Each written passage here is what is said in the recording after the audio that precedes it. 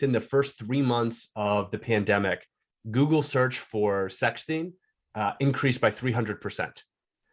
The numbers around sexting pre-pandemic were 1 out of 4 American teenagers had received a sext, 1 out of 7 had sent one. And it's only increased since then. Welcome to the Healthy Screen Habits Podcast. I'm Hillary Wilkinson.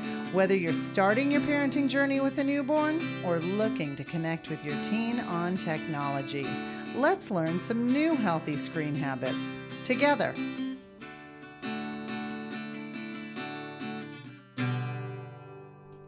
Just a heads up, today's episode deals with the topics of teens and sexting.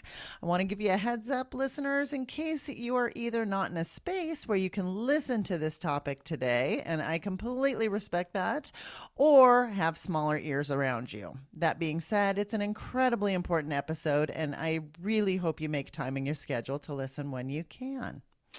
As the founder of Canopy, an organization committed to empowering families to enjoy a customized and healthy internet experience, my guest today aims to help build a world of healthy tech users.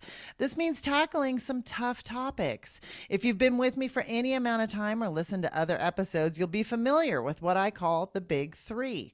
These are the three top areas that we see causing the most damage to relationships and self-worth in this digital wellness arena. The big three are gaming, social media, and pornography.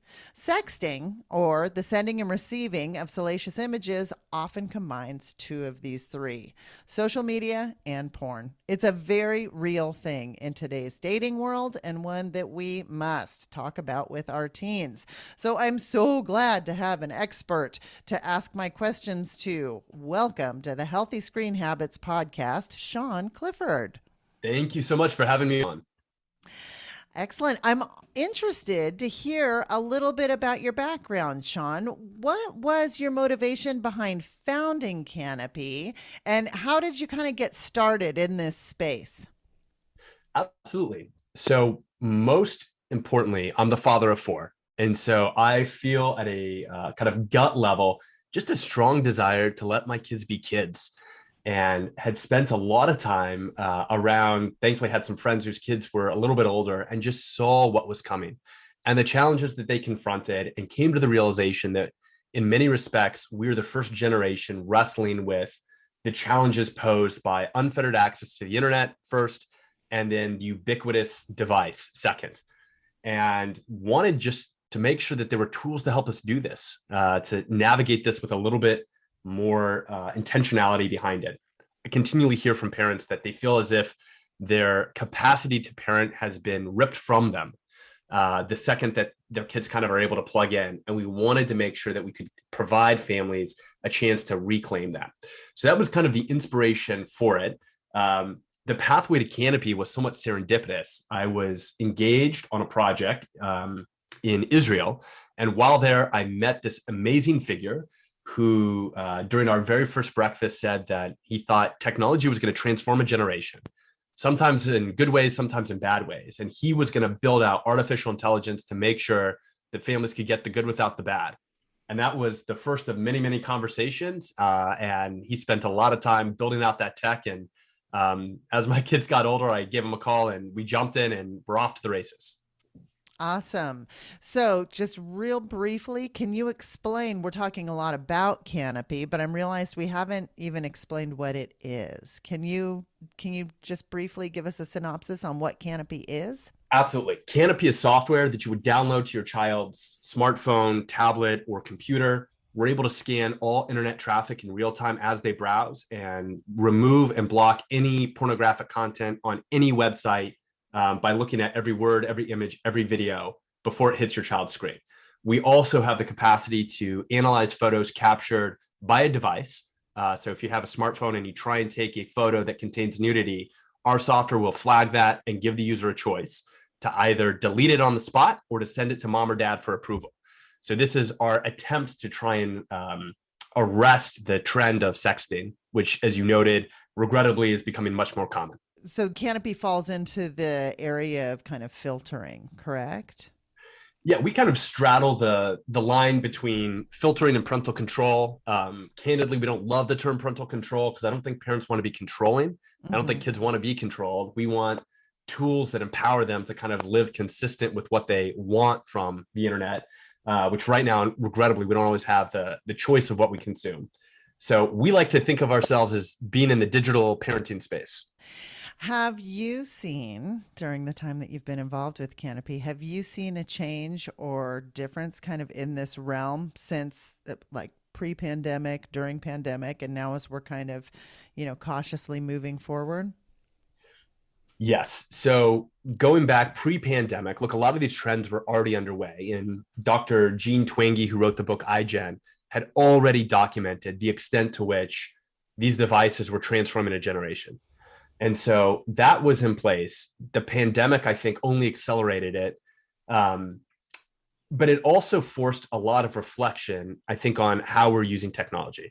This was a great moment in which, penetration of cell phones among teenagers was already high, but schools went online, socialization went online. So much of the way we lived was forced through our smartphones and our devices. And while I think that was a lifeline to a lot of people who were struggling with isolation, it also, I think, kind of exacerbated some challenges, Sure. but on a positive note, caused some reflection as well.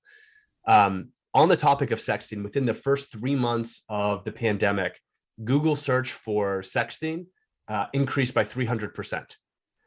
The numbers around sexting pre-pandemic were 1 out of 4 American teenagers had received a sext, 1 out of 7 had sent one. Um, and it's only increased since then. And so this is becoming regrettably normalized as they have the access and just culturally as it becomes something that they're just more accustomed to. So it's gotten to the point now, just the last stat I'll throw out at you, and this was from last year, I believe, 2/3 of American teenage girls have been asked to send a nude photo of themselves to someone that they know.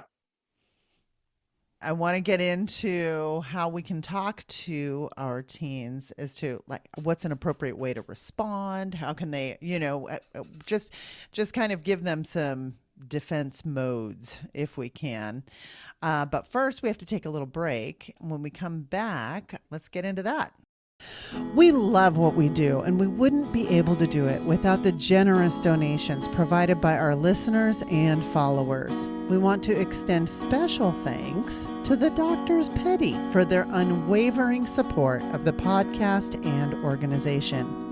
If you'd like to make a difference and contribute to the education and empowerment of families building their healthiest screen habits, please go to healthyscreenhabits.org, find the Take Action tab, and scroll down and click the Donate button. 100% of your donation will be used to spread awareness and bring families the tools they need to develop healthy screen habits. My guest is Sean Clifford, founder of Canopy and dad of 4. Before starting Canopy, he served as vice president of Barron Public Affairs, where he advised leading tech ventures and Fortune 500 companies at the intersection of culture and policy.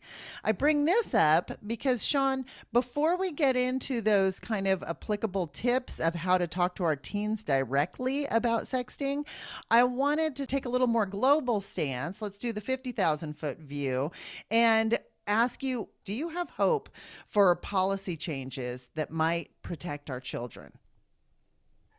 I do have hope.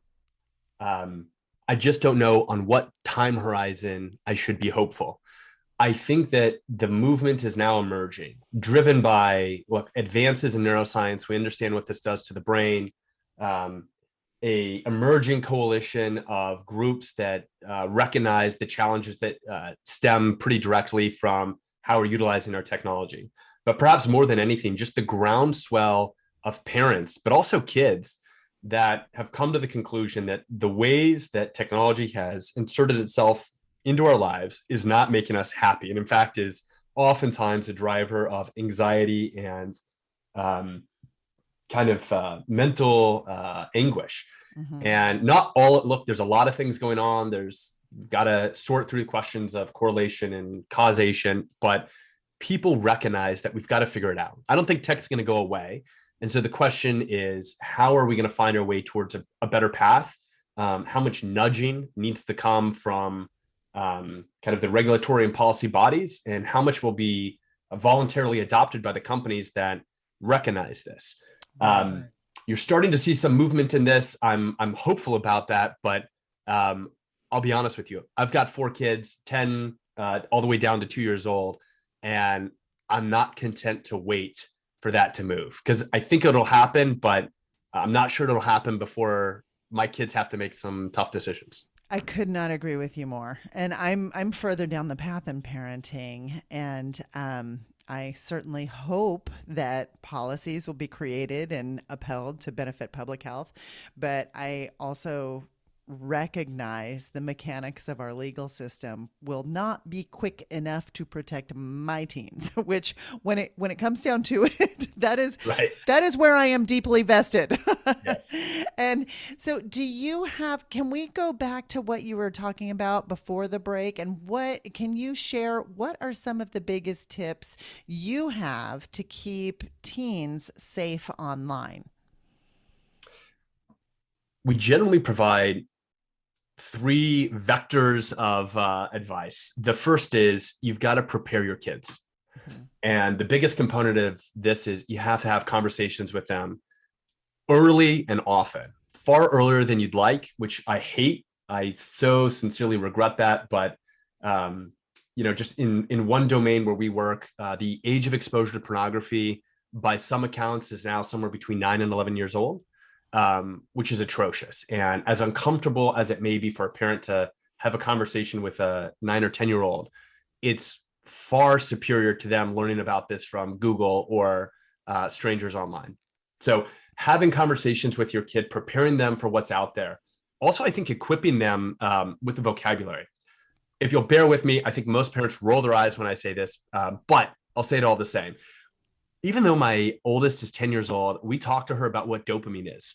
Mm-hmm. And how there are things out there that are exciting and they're instant gratification engines. Okay. So can I have you back up just for a second in case anybody is unfamiliar with the term dopamine and what it might be? Yes. Dopamine is a neurochemical that is associated with craving. And it's the chemical that's most closely tied to kind of instant gratification. So when you post something online and someone likes it, you get a little dopamine hit. When you have a little bit of sugar, you get a dopamine hit. The little frills in life, not all of which are bad, by the way, that we experience, our brain releases dopamine so that we know to pursue that activity that gave us that little thrill over and over again. And it's an incredibly powerful chemical and an important one, and it does a lot of great things as well.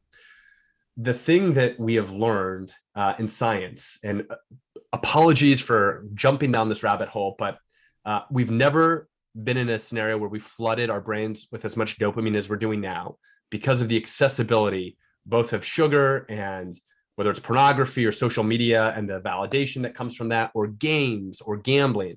So we're kind of in a uncharted territory there.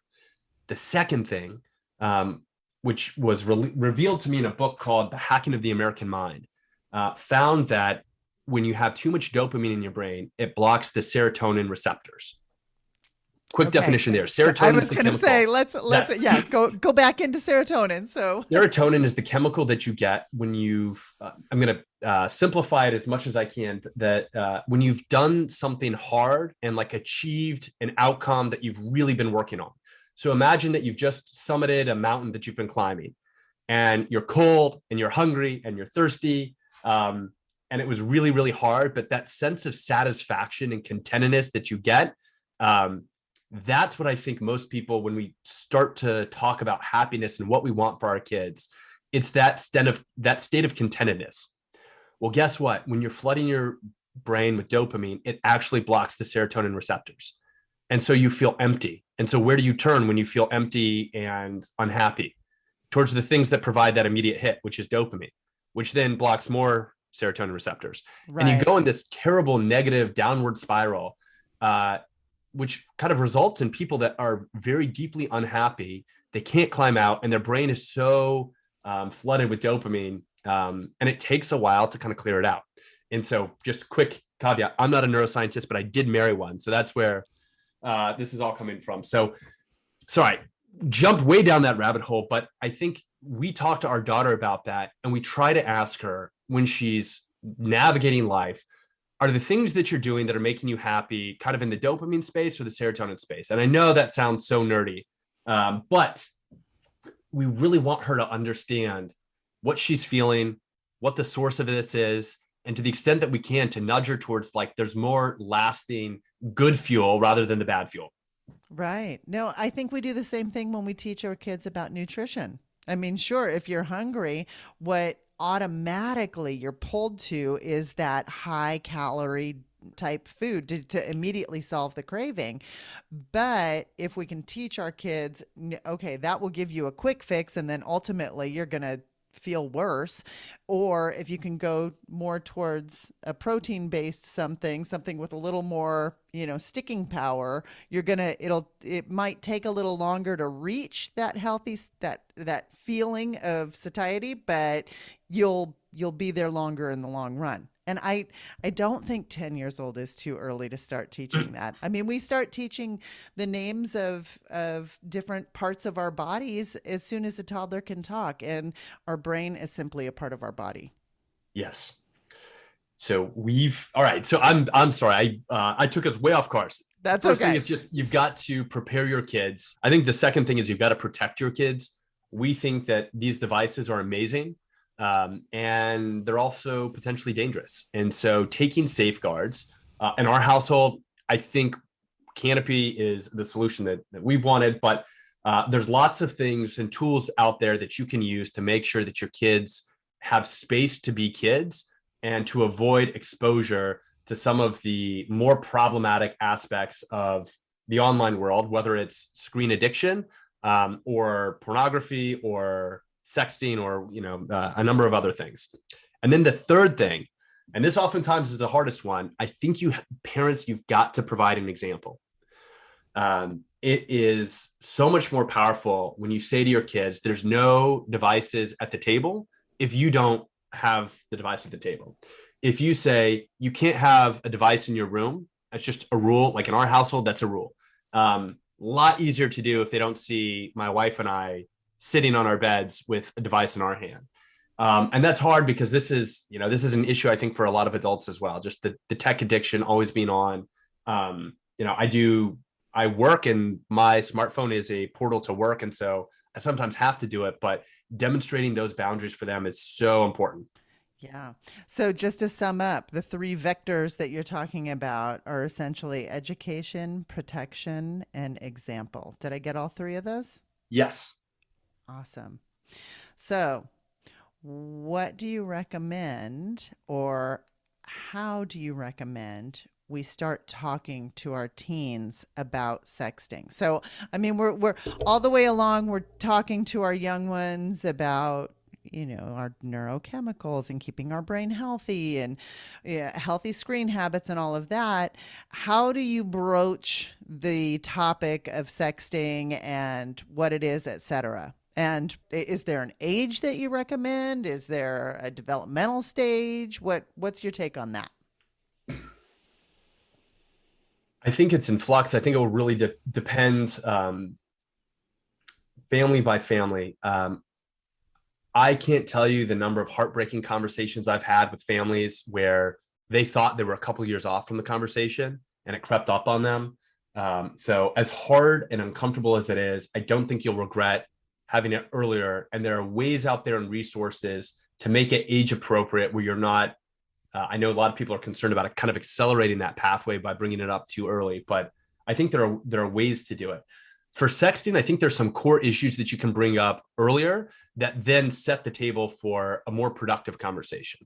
The first is this concept that digital is forever. When you take a photo or send a message, you have to assume that it is going to be out there recorded and can be brought up at any time. And that concept doesn't apply exclusively to sexting, but obviously has a lot of important implications there. And so this concept, digital is forever. Are you sure you want to write that?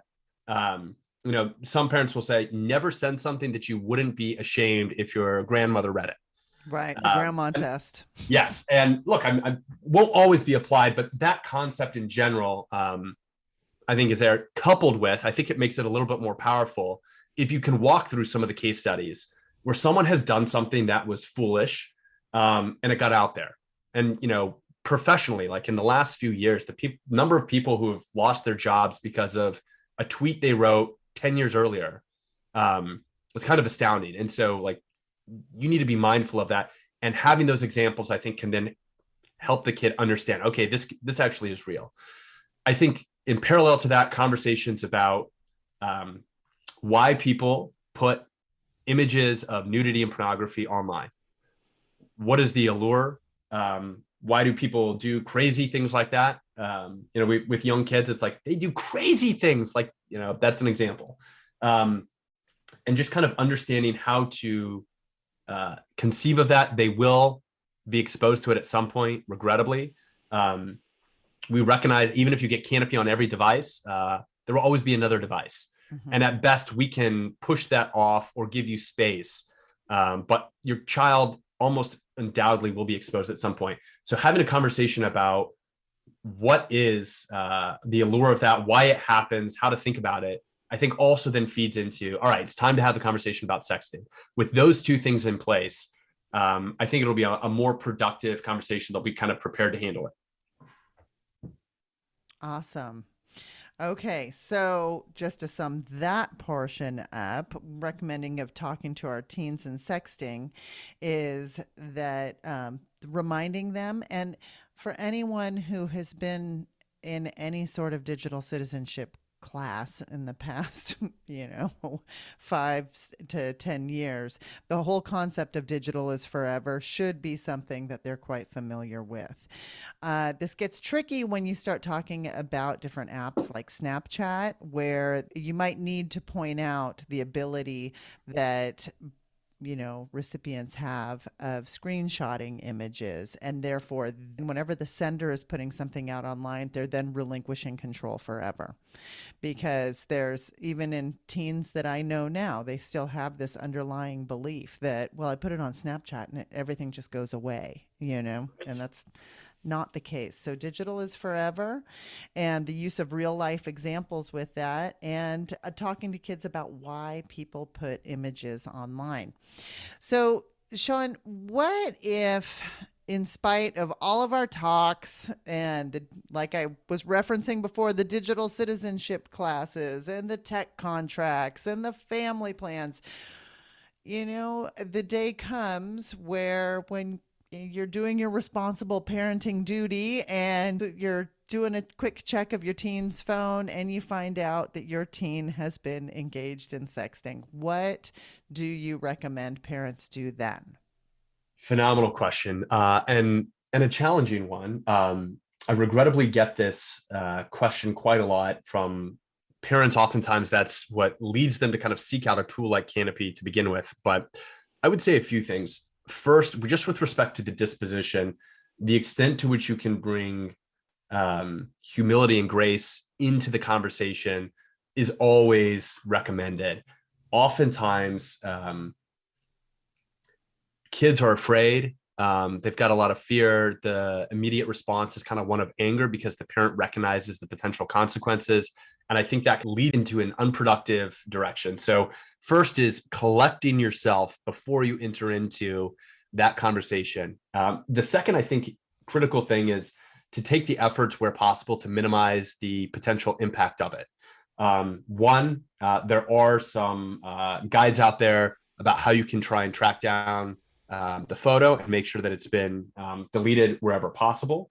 And I think that's kind of an immediate thing that does provide some peace of mind about limiting this. I think a third thing is really trying to understand what job it was that the sext was doing. So there's this kind of famous business theorist who always trying to understand human behavior. It's like, what job is that actually doing? When sending that out, what were you actually looking for? Was it validation? Was it a deeper connection with someone?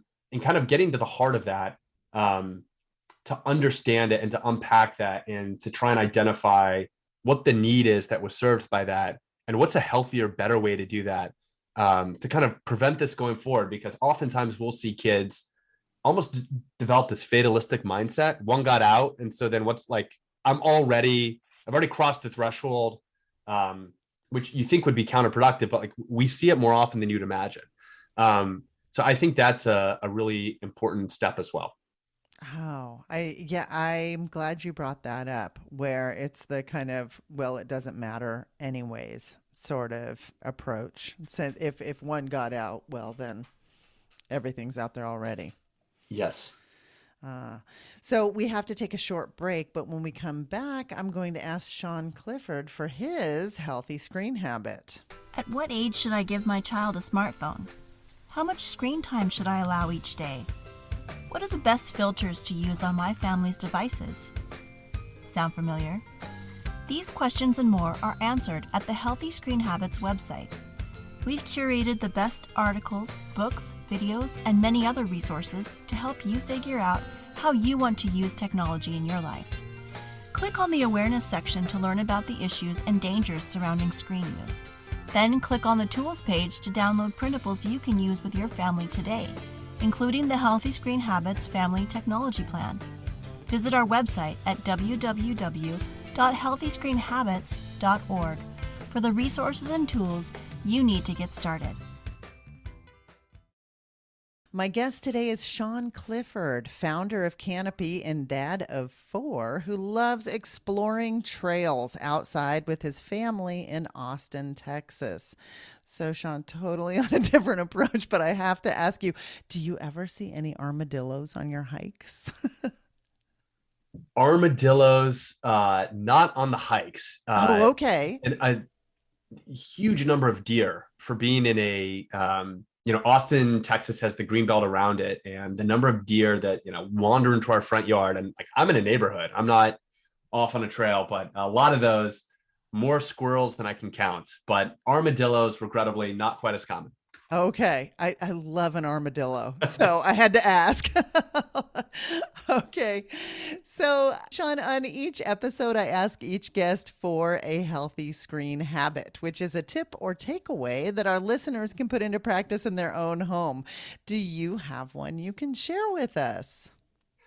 I do. I have many, but I'll lead with one that I think is kind of foundational. And I actually picked this up. I want to give credit to Catherine Price, who wrote a book called How to Break Up with Your Phone. Mm-hmm. And in the book, she recommends for about a week to put a little note card and a rubber band around your phone. And every time you pick it up, make note of the following. Why are you picking it up? Why are you picking it up right now? And what else could you be doing with your time? And I added one thing on: how long was I on the device for? And if you do this for a week, that can be tedious. Even do it for just a couple of days. The number of times where like, I don't have a good reason why I'm picking my phone up, or the insights that I just kind of pulled away. It's like, this doesn't need to happen right now. It revealed to me how I had been habituated to use my device. And so that then led to a number of other attempts at forming healthier habits around it, but really understanding how you use it now, currently, why I'm going to it. Does it really need to happen now? How long am I spending on it? Was great. I know that there's tools like Screen Time, which kind of record this automatically, but I liked the act of writing it down, almost that add in that little extra hassle step. Because it just made me acutely aware of like, my gosh, like I've got to change a couple of these things. So doing that for yourself, doing that with your kids. We try and, my kids are still very young, but I try and get my wife to do it as well. And it just gives you a little bit of insight, the role that it's actually playing. And oftentimes there's a big delta between perception and reality. Yeah. Yeah. No, I like that kind of infusion of analog experience into your digital world. And it is crazy how the analog act of physically, pen to paper writing it out, it puts you in a different headspace. So I like that. I like that for just kind of doing a self check. And I agree with you. I think I'd get much different results out of that practice rather than just looking at my screen time usage and, looking at yet another infographic or screen-based model. So Yes. thank you for that. So if our listeners would like more help keeping their teens safe and kids safe and talking points on sexting, they can find it at canopy.us. As always, I will link this information in show notes as well as references to the books that we've mentioned. You can find this by going to healthyscreenhabits.com, click on the podcast button, and scroll down to find the episode you're looking for. Thank you so much for chatting with me today, Sean. Thank you so much for having me on. Greatly appreciate it. For more information, you can find us on Instagram and Facebook at Healthy Screen Habits. Make sure to visit our website, healthyscreenhabits.org, where you can subscribe to the show on Apple Podcasts or via RSS, so you'll never miss an episode. It's free, it's fun, and you get a healthy new screen habit each week. While you're at it, if you found value in this show, we'd appreciate you giving us a quick rating. It really does help other people find us and spread the word of healthy screen habits. Or if you'd simply like to tell a friend, we'd love that too. I so appreciate you spending your time with me this week, and I look forward to learning more healthy habits together.